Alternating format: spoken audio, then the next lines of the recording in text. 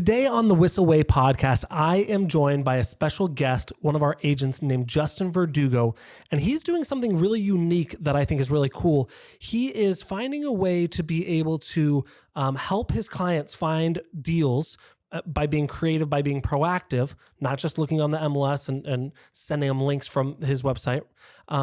At the same time, he's building a group he's building his network of other real estate agents. So whether that is going to be beneficial for him down the road of getting offers accepted, having better communication when submitting offers, or potentially having them join our team or our brokerage, he's able to he built a system to be able to do both of these at once. And so I'm really excited to have him on the show to talk a little bit more about that. Justin, welcome to the show. Thank you. Excited to be here. So to give Justin a little bit of rundown, or not to give you a little rundown on who Justin is.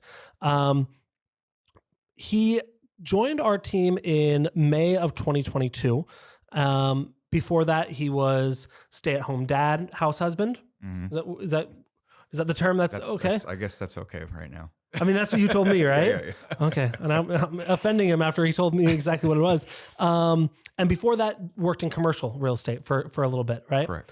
And so you've had kind of this ability to communicate with people, and then joined our team. This is your first time in residential real estate in May of 2023, right? Yes. 2022, sorry. Okay. And so of all of last year, that's what, 7 months, something like that? Mm-hmm. You had closed 3 deals. And the reason we invited you on the show is we are just started Q1 of 2023. So we're a quarter in, and you've done twice the amount of deals in the first quarter than you did in last year. So you're at 6 deals in the first quarter. Is that right? That's right. And so I want to talk in this show and throughout this episode of what you're doing different. What kind of was the catalyst for that change, and how you're doing so well building a relationship with real estate agents in and around San Diego while serving your clients. So I'm really excited to go deeper into that. Thank you guys for watching this episode of the Whissel podcast. The Whissel podcast is a show that we like to put on every week to help you grow in your business, whether that's in real estate lending or really anything, and give you the tips, tricks, and systems to help you grow your business. If you like this episode and you want to learn more about what we do, or just want to get more information in different ways, you can go to thewhisselway.com. That is thewhisselway.com. From there, you can join our weekly newsletter. You can subscribe to the podcast, subscribe to our YouTube channel, join us on our Facebook group, and learn more about our Media Mayor Mastermind, our course where we teach agents the step-by-step how to get your sphere, and not only your sphere, but the people in your community to refer you business. So if that's interesting to you, go to thewhisselway.com. We also have an outbound referral network on there. As people leave San Diego and California, we need somewhere to send them. Fill your information out there so that way we can send them your way if they're looking to go your way. That's the Whissel podcast. Write a review if you like this. If you don't, please don't write a review. I don't care. But those reviews help us a lot, and I will beg you for a review later on in the episode. So all that being said, Justin, welcome to the show. Again. Thank you. So Justin, why don't you give me, or those listening, kind of tell me what was the change between 2022 where you sold 3 and Q1 of 2023 where you sold 6? What was the switch? How did that change? I think for last year, I was just trying to find that niche and use and figure out which system was really working for me. And what I found is that I was kind of running around trying all the different systems, but really there was 2 that were really working for me.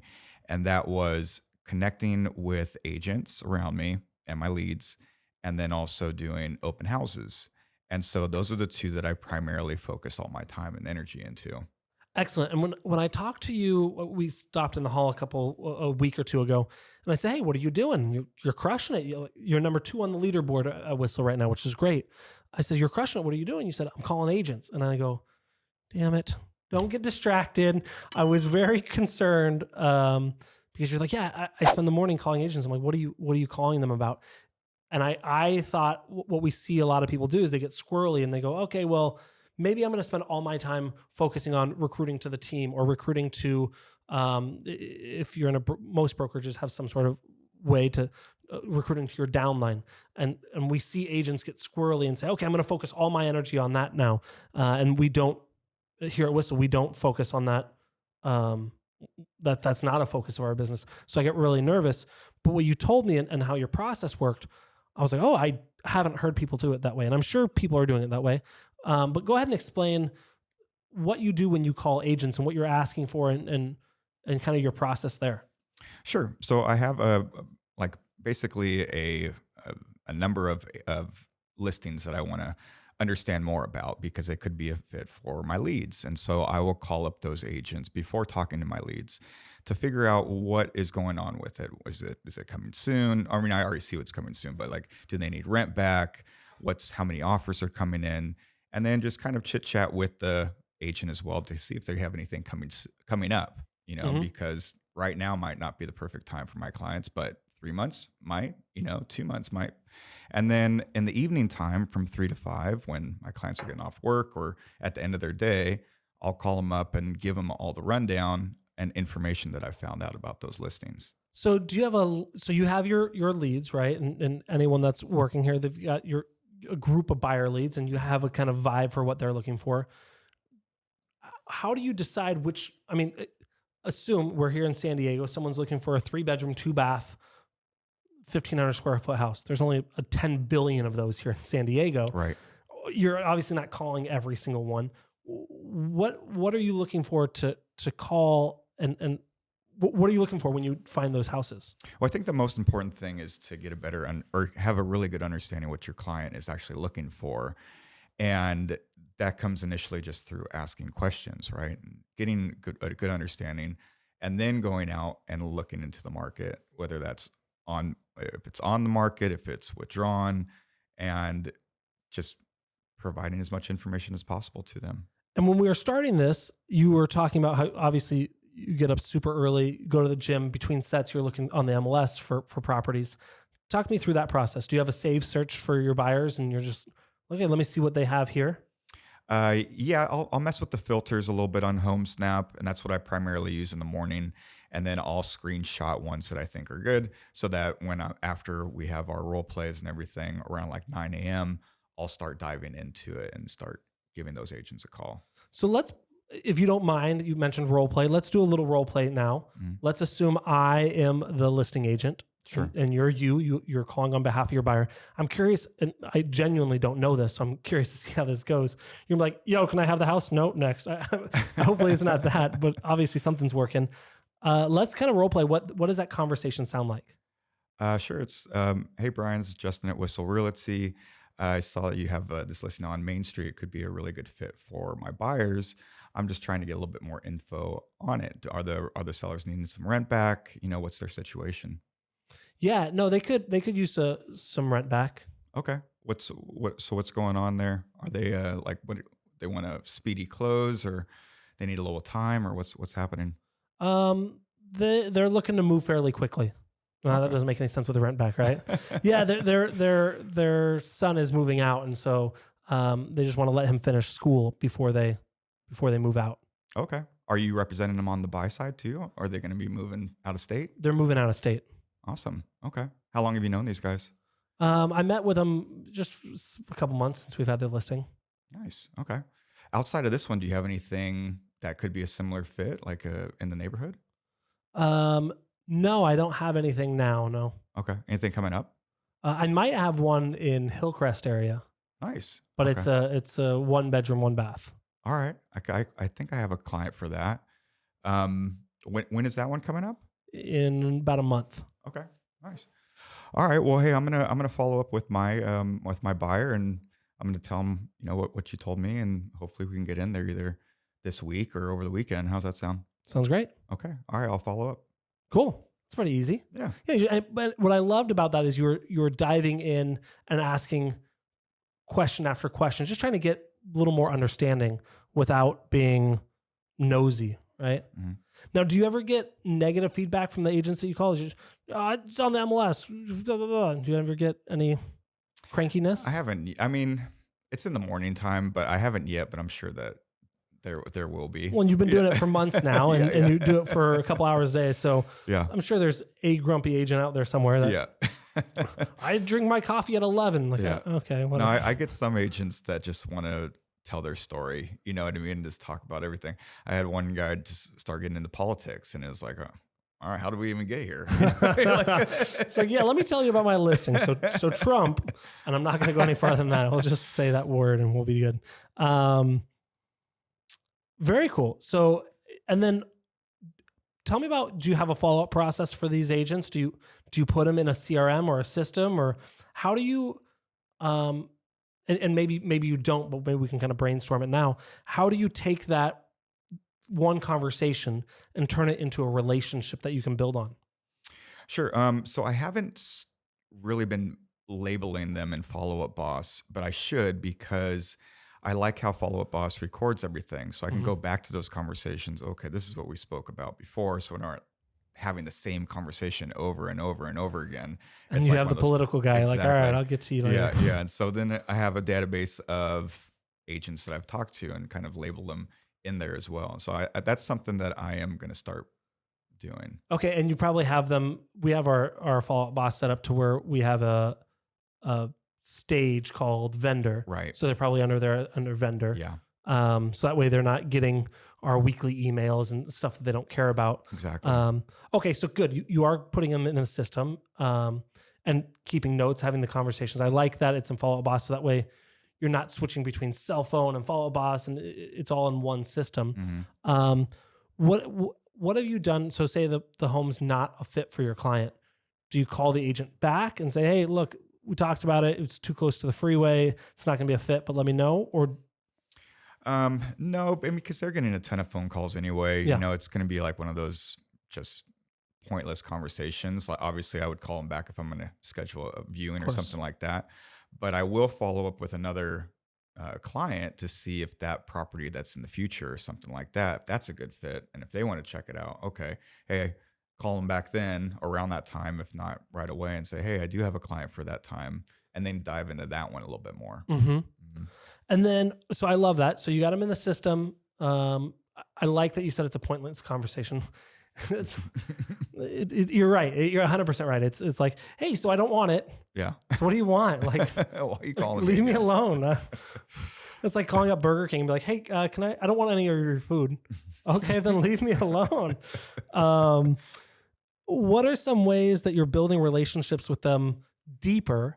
Now that you've talked to them once or twice or whatever, whether you've gone on a showing, you've shown their property, but what are some ways that you have or that you plan on or that you think would be a good idea to build a relationship deeper? So that way, next time you call them in 3 months for a different listing they have, they're not like, who is this guy? I don't know who you are. Um, Good question. I mean, I've had a couple agents that they want to meet up for coffee and stuff like that, and so just to kind of understand how our team works, and Mhm. then because one agent in particular was reaching out to me because she wanted to learn more about how Whissel was working. So I thought that was cool. So we met up for coffee and talked about kind of what Whissel did differently than her team. Was she looking to join us or was she looking to recruit you? She was looking to join our team. She was Okay. getting a little burnt out, but I did have another agent that was trying to recruit me, and I was, I'm good. I'm good. Yeah, it's when those conversations, someone's probably trying to recruit someone, Yeah, and so exactly. if they either want to join you or they want you to join them. Sorry, I'm taking a note. Okay. Okay. So coffee sometimes. Are you following up with them with tips, tricks? Hey, I found out about this. Doing any masterminds? One of the things I know that we do with EXP really well is we have a Monday morning mastermind where there's 700-800 people on the call and they talk about issues that are coming up. One of the things that I found worked really well when I was this was a couple of years ago, still in marketing, is masterminding with people. I would do it across the country, not here in San Diego, but now I'm doing it with someone that's in San Diego as well. Are you setting any of those up? Any kind of monthly get-togethers, anything like that? No, I'm not right now. It's funny that you brought up the mastermind because I have talked to a couple of agents about that, and they're like, "Yeah, we get invites all the time. So you guys are doing a great job as far as marketing it and getting the word out." Good. Yeah. Excellent. So what are so you're spending the time talking to the agent, primarily really only focused on your clients. How are you organizing your list of buyers' wants and needs? Because when you have one or two, it's not hard. It's a 3-bedroom, 2-bath in Hillcrest. A 4-bedroom, 2-bath in Santee. That's easy. Mhm. But as you get more and more, and especially as they go longer and longer out, and they go, oh, I want to buy a 4-bed, 3-bath in Oceanside in a year. Like that's just going to compound on itself. How are you organizing that? Well, there's this nice little tab in Follow Up Boss that says background. And so, so you don't have to scroll through all their notes, just right there. And so I just update that constantly with what they're looking for. And that way it's a current search is what I'm doing. But yeah, that's primarily, and then, the more I give to them as far as properties, the more they're going to tell me they like it or they don't. Mhm. And then I get that info and I put that in there as well. So, I mean, there's a variety of buyers' needs and wants and everything like that. But I think most of it comes down to is location and then price. And now, are you ever calling? I love that. Are you ever looking at listings that have been on the market for longer than the average? I think the average is 25 days. I don't know the stats off my head right now. Mhm. It's between 11 and 30 is what it normally is. Yeah, no, absolutely. Are you ever looking at ones that are on the market for 3 months or 6 months and saying, hey, like, where are you at? And they're like, they'll take anything, right? Yeah. I'll look at the brand new ones, Yep. right? And then go back a little bit further and then go back a little bit further. And if there's still nothing that are like a year out, I mean, I haven't seen any that are a year out, but pretty far out. You know what I mean? Yeah. And then so kind of seeing, all right, what's going on here? It's fallen out 5 times. Like what's happening? And then if I can't find anything there, then I'll go to withdrawn properties. Okay.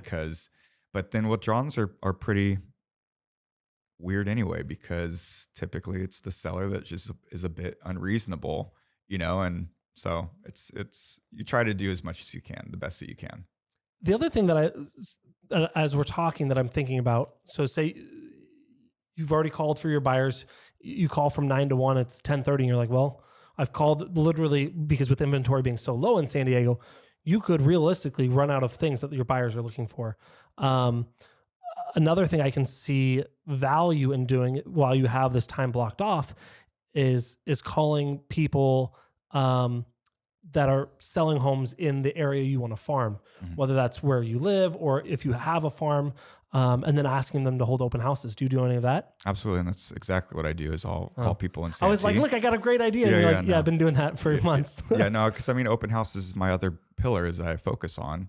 So I'll call up houses because I like doing houses better than condos and townhouses. But if there's no houses, then you got to do what you got to do. But now, do you focus when you do open houses? Are you focusing in a certain area or a type of home? Right? Because some people will go, "Oh, I just want to do luxury," or "I want to do vacant flips. I don't care where it's at." And some people say, "Hey, I want to do it in this zip code and saturate the market with my signs over and over again." I focus in Santee because I have a house there. Mm-hmm. So, that's kind of where I do my farming. I have a mailer that goes out and everything like that. And so, but I'll do Lakeside, I'll do Fletcher Hills, I'll do La Mesa. But those are pretty much the areas that I focus on. Yeah. So you stay geographical. Mm-hmm. Excellent. And then, I'm just thinking about this. I love the fact that you're calling in your farm. I love that that's where you're holding open houses. I love the fact that you're calling withdrawn or not expired, but withdrawn or homes that have been on the market for a while. Some things that I'm thinking you can do is if you have a mailing list, an email list of people in your farm or just your leads, you could always do something like an email that says, "Hey, I found a really good deal. This home has been on the market for a while and they're willing to take below their asking price. Let me know if you want access to it." So now you're being proactive and you're sharing with not just your people that you already called for, but your other leads that you may have not been in contact with before. Right. Another thing that I'm doing is I reached out to Gigi Homes and a Mm-hmm. couple other flipping companies, and I'll get things that they aren't going to flip that they're holding on to. I'm not sure if if they're the wholesaler, or if they are just kind of like the facilitator, but I get a list every week of homes that are investor specials, right? And so I'll present those to my investors, run the numbers and everything like that through them, and if it makes sense, it makes sense, and then we'll walk it. But if it doesn't, then they'll just be like, no, pass. All right. Are you actively building your list of investors? Yeah, so I have a good amount of investors, but it's one of those things where you meet them mostly at properties that need some work, and they'll come through, and they're kind of giving you the cold shoulder, and so it's trying to build that rapport with them. But typically they're working with a few agents. So what I try to do is I'll just send them what I have, and see if I can get that in with them. Very cool. So you've done 6 in the first quarter of this year. What do you see it looking like at the end of the year? How many do you see yourself closing transaction wise? I'm trying to. My goal is for 20 this Okay. year. Yeah. Okay. Very cool. Mhm. So you're going to slow down a little bit, huh? Just, I mean, You're like, if I do 6 a quarter, I'll do 24 and I'll just do 20.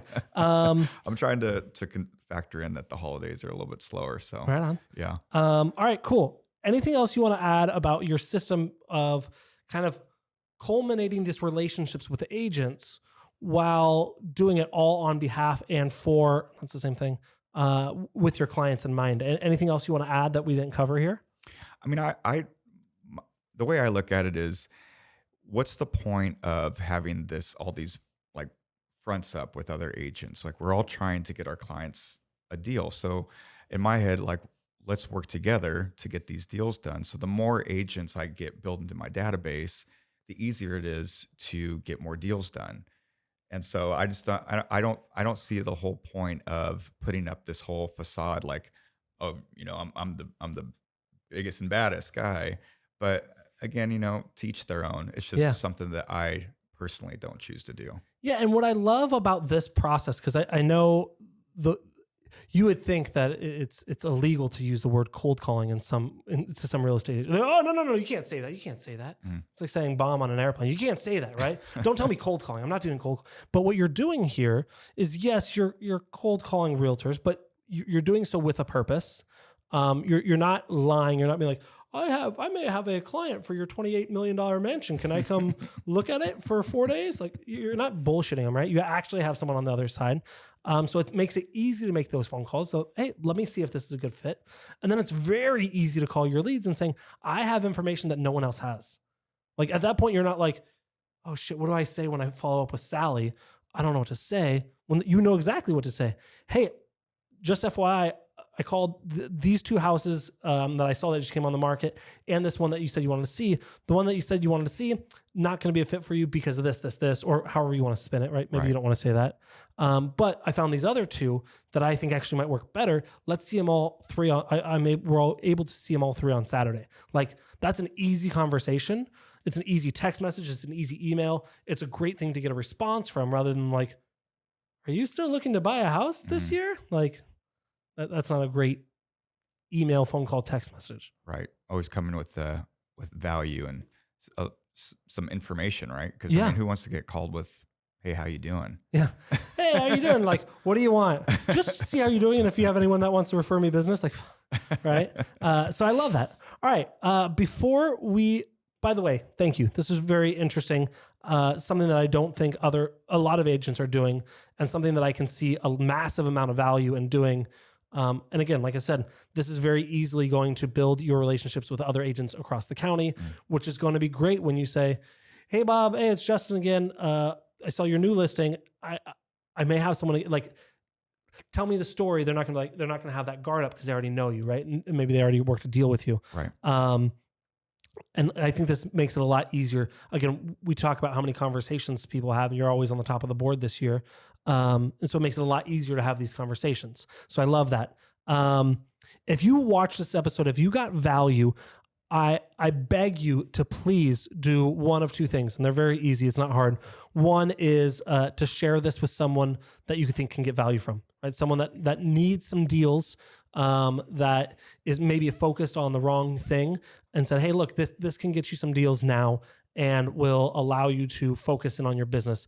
So share it with someone. And number two, if you want to do both, I would love you for it. If you want to do one, I would love you for it. If you want to do none, we're still friends.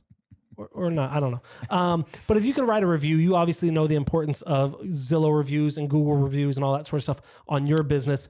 It means the world to us if we can receive reviews on your favorite podcast platform, whether that's Spotify or Apple or whatever. If you can take a minute to write a review about the podcast, we'd really appreciate it. So we're going to kick off into our Whissel widget of the week. This is something that we use in our business, saves us time, makes us money, or just helps us have more fun. Justin, would you like to go first, or would you like me to? I touched upon it when we were talking, but I really love Follow Up Boss. I mean, the ability to record these phone calls, so I'm not having to jot down a tremendous amount of notes during these calls, but just go back and listen to them. Even with the leads too, just makes my job that much easier. And then the staging as well, so I know exactly who to call and based off of where they're at. Yeah, we're huge fans of Follow Up Boss here. As a CRM, if you're unfamiliar, it's a CRM. We use Ylopo as our website, Follow Up Boss as our CRM, and its technology, its ability to connect with other systems is better than anything else that I've seen, which is why we're really, really big fans of it. My widget of the week is something we're using today in our podcast studio. If you're watching on YouTube or on Facebook or wherever you're seeing this, you see our brand new custom desk that we had built for our podcast. Down below, we have a TV. And what's really cool about this is we are able to cast what Tom is using to produce the podcast right now. He's filming it going into the computer. He's able to cast whatever he has on that screen on this desk. And so we can have different things going up. We can have presentations going up. We can do a bunch with this desk just by using a Chromecast. And so Chromecast, I think, is like $30, $40. It's pretty cheap. And what it'll allow you to do is you just plug it into a computer with HDMI and USB to give it some power. If your TV doesn't have USB, you can just run a USB cable to a power outlet, right? With a plug. And you're able to cast from your computer. You can cast the screen. You can cast a tab. I believe you can cast from your phone as well. And just a really good, easy, quick, cheap way to get what you're showing on your computer up to a TV screen. So Chromecast is my widget of the week. Thank you so much for tuning in, everyone. TheWhisselWay.com is where you can get more information about all of our stuff. And we'll see you next week. Thanks, guys. Wait.